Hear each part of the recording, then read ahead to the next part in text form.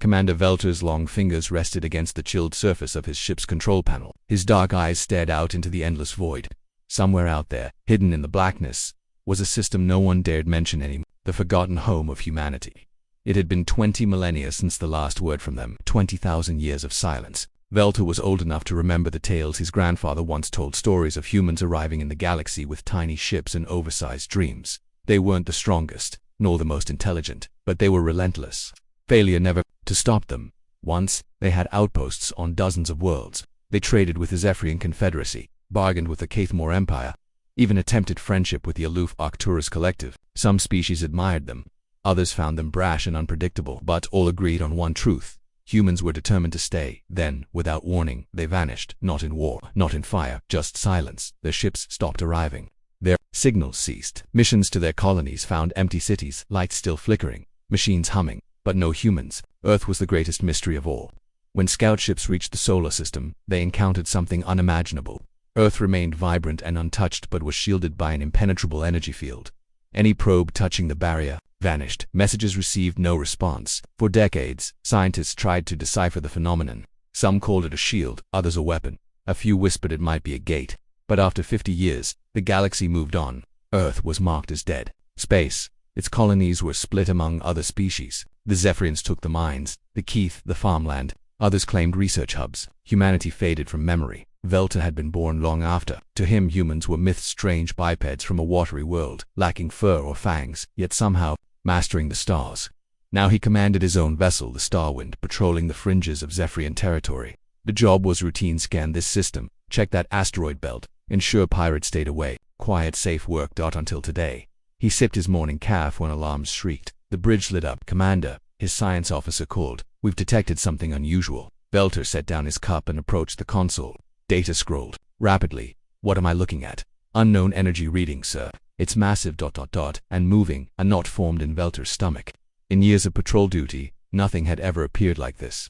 The closest match in the database was a supernova, but no stars lay in that sector, only empty regions once held by humans. Distance, 47 light-years enclosing. "Speed is, sir," it says, 97% the speed of light. He blinked. That wasn't possible. Ships traveled faster than light via hyperspace but reverted to sublight in normal space. No material could endure relativistic speeds for long. Are the sensors malfunctioning? I've run 3 full diagnostics. The readings are accurate. It's real. And it's heading straight for old human territory. A chill ran down Velter's spine. That space had been dead for 20 millennia. Only drones and abandoned platforms remained. "Send an alert to Fleet Command. Unknown contact en route to human zone, requesting orders." "Yes, Commander." Velter sat, eyes fixed on the stack. Silent, cold, but something was coming. Something fast, something impossible.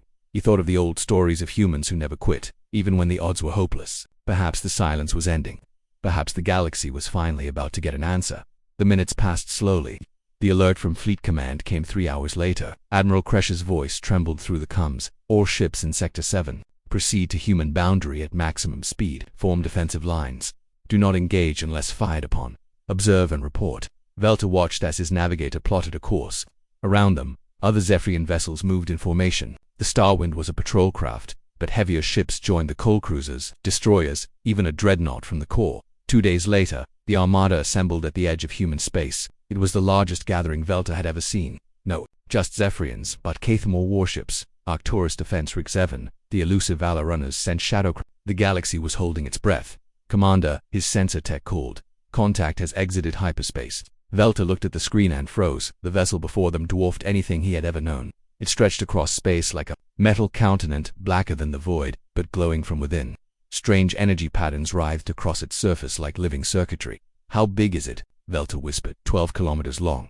4 wide. Mass fluctuates. Sensors can't lock on. Faded lettering ran along the hull in old human script. ESV, Eternal Vigil beneath it. "Earth Defense Corps." "It's human," Velter said, voice barely audible. But it wasn't human technology as history recorded it. Human ships were supposed to be crude, armored in steel, and powered by fission drives. This vessel looked devon. Its hull shimmered like liquid metal, with spires angled unnaturally, and weapons large enough to engulf whole fleets.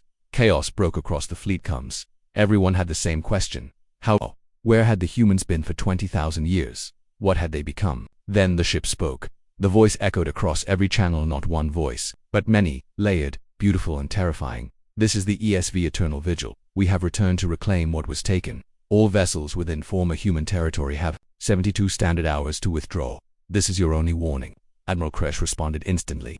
Unknown vessel. This is Admiral Kresh of the Zephyrian Confederacy. These territories were claimed after your people abandoned them.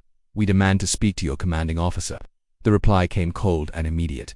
There is no commanding officer. There is only us. We are the children of Earth, reborn by necessity, forged by purpose. You have 71 hours and 57 minutes remaining. A Caithmore battlecruiser, pride of their fleet. The Caithmore cruiser surged forward. Velta recognized its captain Vosk, a hardened warrior with a reputation for never backing down. One ship challenging the combined armadas of 3 empires. His voice echoed boldly across all frequencies. You have courage, humans, but it is wasted. Surrender now, and we might hear your plea. The human vessel didn't reply with words. Its answer came in light.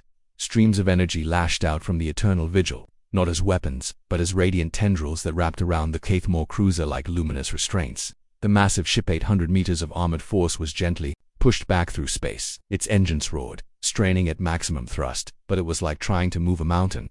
Weapon systems offline. Came the stunned report. Engines active but ineffective. They're not attacking. But we can't move. More vessels try to advance. The energy tendrils extended, snaring each one effortlessly. It was as if the galaxy's deadliest warships had been caught in a silent, glowing web. Then the fleet opened fire. Every weapon unleashed plasma lances, graviton bombs, dimension-warping torpedoes thundered toward the human vessel. But nothing worked. Beams ricocheted off its shifting hull. Warheads vanished mid-flight, devoured by shimmering barriers. The eternal vigil didn't move. It didn't return fire. It just endured. This, ... This can't be real. The science officer whispered. No known tech can neutralize that much firepower. But the demonstration wasn't over. The black ship began to transform. Its hull rippled like liquid metal, reshaping as if alive. New structures formed and dissolved. Massive weapon arrays, arcane towers, unidentifiable machinery. Symbols appeared, in blazing light across its surface, unreadable by any computer, shifting and reforming like a living language. Then, the voice returned. This time it carried sorrow. We never wished to return, it said. For 20,000 years, we stood watch in silence, protecting a galaxy that forgot us. But now the shadows move toward the light. The enemy we've held at bay for so long has turned its gaze upon your worlds. Admiral Kresh's voice barked through the comms, hard with disbelief. What enemy? Who are you fighting? You'll find out soon enough, the voice replied. Withdraw from human territories. We need every world, every forge, the remnant of what we once were. The survival of this galaxy depends on it. The transmission cut. Silence fell. One by one the tendrils of energy loosened, releasing the trapped ships. The eternal vigil remained motionless, waiting, vast and still as death. Velta watched the impossible vessel with unease. Whatever the humans had become, they were not the same race that once walked among the stars. No, they had evolved into something else. Something powerful, something terrifying. Meanwhile, across the galaxy, in the ruins of Kepler Prime, Dr. Xena Korath stood among the remains of a dead city, a renowned xenoarchaeologist. Xena had devoted her life to decoding lost civilizations. She was skilled at interpreting stories written in crumbling stone and forgotten scripts. But this was different. The evacuation order had come swiftly, or alien presence in former human space had to withdraw within 72 hours. But the Science Council negotiated for small research teams to remain hidden, hoping to learn what had awakened. Xena's team had been exploring for 3 days. The findings were unsettling. Her assistant Peak shouted from across the dig site. He stood beside an ancient wall now covered in glowing symbols. These weren't here yesterday. Xena hurried over. Peak was right. Fresh markings pulsed faintly with inner light. They resembled human script, but were more letters shifted subtly when not viewed directly. The translation program's failing, Peak said, frowning. It gives a different result every scan. Xena reached out, fingertips brushing one of the symbols. In an instant, her mind was flooded with visions. Earth vivid, blue, green, alive. She saw people, humans, working desperately, constructing vast machines across the void between worlds. She gasped and pulled away. What did you see? Peak asked. Her voice trembled. Fear. Ours. They weren't running from each other. They were running from something else. Something approaching from outside the galaxy, across former human space. Other teams reported similar phenomena. Long-abandoned cities flickered with light. Ancient computers activated without power. Dead machines began transmitting bursts of incomprehensible data. It was as if the entire human legacy had lain dormant, waiting on Haven's rest. A cold industrial world. Another team made the most astonishing discovery yet. Deep within the ruins of what had once been humanity's greatest shipyard, they found an enormous underground chamber, intact and humming with potential. It was filled with ancient construction rigs. The machines hadn't moved in thousands of years, but they were no longer idle. Asterisk machines worked tirelessly beneath ancient skies, assembling vast components without any visible control systems. "They're building weapon parts," reported Dr. Vom, team leader on Haven's Rest. "Massive ones. Each segment is the size of a small ship, but the design, I've never seen anything like it." What they were constructing looked like something from a nightmare. Twisted alloys that bent nearby space, conduits humming with unnatural energy, armor that reflected no scans and revealed nothing in return. "How long have these machines been active?" asked Admiral Kresh during an emergency transmission.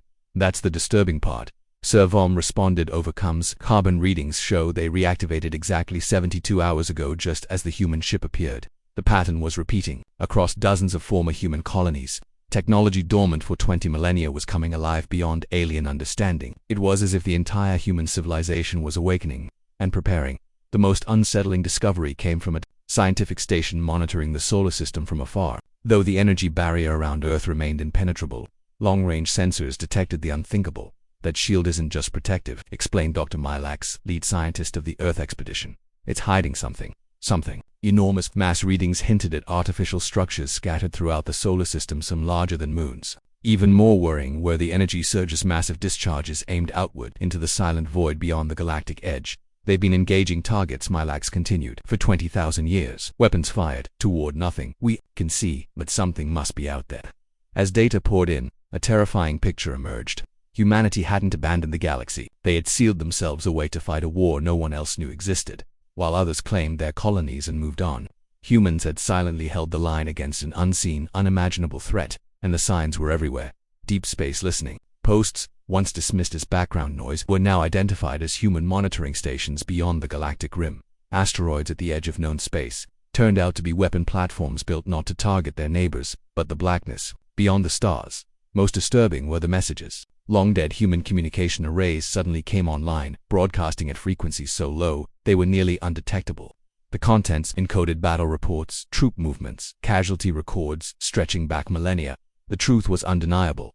For 20,000 years, humanity had been at war. A war so vast and terrifying, they sacrificed their homes, their autonomy, even their very nature to fight it. They had become something else. Not just a civilization, but a system of defense designed to protect the rest of the galaxy from a threat it didn't even know existed. In the ruins of Kepler Prime, Dr. Zena Kororith stood amidst ancient buildings glowing with strange light. Evacuation ships rose into the sky, carrying away 20,000 years of alien occupation. But Zena couldn't shake the feeling this wasn't truly a withdrawal. This was humanity returning, and they were bringing a war with them. Her communicator crackled. It was a global transmission from the Eternal Vigil. Every ship, every planet, every species heard the message. "People of the stars," said the voice, not one, but many layered in harmony. "We know our return frightens you. We know you see us as a threat, but understand this: for 20,000 years, we have held the line, alone, against a force that would consume your worlds without hesitation. That enemy now turns its gaze upon you. The silent war is over. What comes will engulf us all. We need your help, and whether you accept it or not, you need ours. The time for hiding is past. The silence has ended. What comes next will decide whether any of us see another sunrise." The transmission ended. Xena looked out at the glowing city, her heart pounding. Everything was changing. And in the distance, the machines continued their work, assembling weapons for a battle no one yet understood, but all would be forced to fight. The first warning came from Titan Station's Deep Space Observatory. Dr. Nexa, a Vela runner, physicist known for composure, sent a high-priority alert that made every admiral stop cold. "We're detecting movement," his message said. "Something colossal, approaching from outside the galaxy." ATA 6 standard days. Back at the human boundary, Commander Velta was still watching the Eternal Vigil. He had studied its behavior for days, trying to comprehend how it functioned. At times it looked like solid steel. At others it shimmered like a dream, phasing in and out of reality. "Commander," his sensor operator called out, urgency in his voice. "New readings from the galactic edge. You need to see this." Velta moved swiftly to the console. What he saw chilled him to the bone. A massive dark shape drifted across the void between galaxies, silent, distant, and impossibly large, and it was heading straight for them. The measurements were useless. The object changed every time the sensors scanned it. "How big is it?" Velta asked. "That's the problem, Commander," replied the operator. "Sometimes it reads as large as a ship, sometimes a moon, and sometimes what?" Velta pressed. The voice faltered. "Sometimes it looks bigger than our entire solar system." Reports poured in from observatories across the galaxy. The approaching anomaly defied every physical law known to alien science. It moved without engines, emitted no heat, and seemed to occupy multiple dimensions at once. Worst of all, its mere presence warped reality. Stars near its path began to change color. Planets shifted orbits. In one system, every moon of a gas giant suddenly reversed direction, as if gravity had forgotten its rules. And then the eternal vigil responded in a way that left every observer speechless. The massive human ship began to unfurl, armor split like petals in bloom, revealing not one ship but hundreds all connected as one. As they separated, they began to reshape. Some lengthened into spear-like forms, others widened like massive energy shields. A few took on forms that seemed wrong, geometry that refused to obey three-dimensional space. Stunned, the layered human voice returned, this time grim. "The Devourers have found you," it said. "They are older than your oldest memories. They have consumed thousands of galaxies. They turn matter into hunger, energy into void. They do not stop, they cannot be stopped." Admiral Kresh of the United Alien Fleet transmitted back in desperation. "What do they want? Can we negotiate?" The reply was immediate, tinged with sorrow. "They want everything. They are not alive as you understand life. They are hunger, given purpose. You cannot reason with them. You cannot plead. They only consume." As if triggered by that truth, the dark shape accelerated. It crossed light years and minutes, arriving at the galaxy's edge, and now everyone could finally see what humanity had been fighting for 20 millennia. It was not a ship, not a being dot. It was a storm of darkness, live and hungry. A swirling mass of living shadows stretched across space, flashing with alien lightning that revealed impossible structures inside buildings constructed inside machines, devouring themselves, geometries that refused logic where the devourer passed. Stars didn't explode, they simply vanished, leaving behind holes in reality. "It's feeding," whispered Dr. Max from his observatory. "It's eating the stars." Human ships moved to intercept, but they looked like sparks before a hurricane. Planet-killing weapons fired into the void. Nothing. Moon-shattering beams disappeared into the darkness, but the humans didn't strike back. Instead, they built their ships linked together, forming a vast structure spanning multiple star systems. "What are they building?" Velter asked. His science officer stared at the readings. "It looks like a cage, sir. A cage of pure energy, anchored by space-warping tech."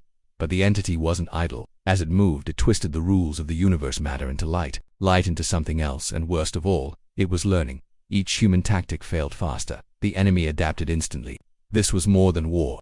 This was conflict between incompatible realities. "Now you see why we changed," the human voice whispered through every frequency. "Why we gave up our bodies, our individuality, our humanity. To fight this, we had to become something else." The entity pulsed again, and alien ships began to fail. Gravity flipped. Screens showed madness. Engines died. Time bent. "We're losing systems," Admiral Kresh shouted. "We can't hold formation." Human fields reached out to shield the alien vessels, but it was draining them. Their ships dimmed, power levels dropped. "They can't protect us and fight." Velter realized that the enemy pressed forward, each pulse of darkness bending stars, reshaping galaxies. Then the voice returned. Quieter now. "People of the galaxy, we need your help. Not your weapons, your minds, your will.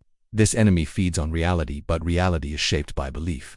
The more minds that believe the universe should remain, the harder it becomes for them to change it." Velter didn't fully understand, but he obeyed. He closed his eyes. He believed. He remembered the sky over his homeworld, the touch of wind, the sound of Zephyrian cities across the galaxy. Others did the same. Kethma remembered their green forests. The Vela runners imagined the silent void they loved. Minds united. But it wasn't enough. The Devourer pushed harder. Stars vanished. Systems died. "We're losing," Dr. Milax whispered. "We're just another galaxy to them." Then something changed. The eternal vigil began to broadcast again, not data, not commands, memories, billions of them. Suddenly aliens across the stars felt what it was like to be human. They saw blue skies, heard children laughing, felt Earth's warmth. They felt the terror when the Devourer was first detected, the sorrow of giving up their forms, the loneliness of defending a galaxy that had forgotten them, and the determination, the unwavering will to protect life, even at the cost of themselves. Velter cried as it poured through him. He felt not just understanding but connection. "Now, you understand," the voice wept. "We became this not because we wanted to, but because someone had to." And that truth changed everything. The shared memories expanded alien perceptions. They didn't just remember their own homes, they remembered Earth, they remembered humanity. For the first time, the Devourer hesitated. Too many minds, too much reality, too many beliefs united. "It's working," whispered the science officer. "It's confused, it's faltering." The eternal vigil moved again, but this time its ships approached the alien vessels and merged. Human ships bonded with alien ones physically and mentally. Velter felt it as his patrol ship transformed. The hull shifted. His thoughts merged. He was still himself but more across the fleet. The same thing happened. Not humans, not aliens, but something new. One mind, one purpose. "We are not separate anymore," the voice declared. We are one belief in what should be. The devourer attacked with pure chaos, but the collective answered with belief. It made gravity flow upward, they believed in down. It twisted time, they believed in forward. It erased stars, they believed them back into existence. Reality became a battlefield, and this time belief won. After endless struggle, the entity retreated, slipping back into the void beyond galaxies. It's leaving, Milax reported. But this wasn't victory, it was a warning. What now? Velter asked. Now, the voice replied, we stop hiding. The galaxy knows what's out there. We stand united, or we don't stand at all. In the months that followed, everything changed. Old empires dissolved. The united consciousness rose, not ruled by laws, but by shared will, shared thought, shared purpose. The eternal vigil returned to its lonely watch, but it was no longer alone. Ships from every species joined the patrol, their minds linked, yet still their own. Earth's barrier finally dropped, revealing a world half planet, half station. Its people, no longer physical beings of light and thought, evolved beyond biology. Velter, now captain of a hybrid vessel, often thought of the stories his grandfather told him about stubborn, reckless, hopeful humans. The old man had been right. Humans never gave up. They simply changed the meaning of humanity until they became something that could protect everyone in the vast dark between galaxies. Old eyes still watched. The devourers would return. But next time, they would not face one species. They would face a galaxy united by the most human idea of all that existence is worth defending.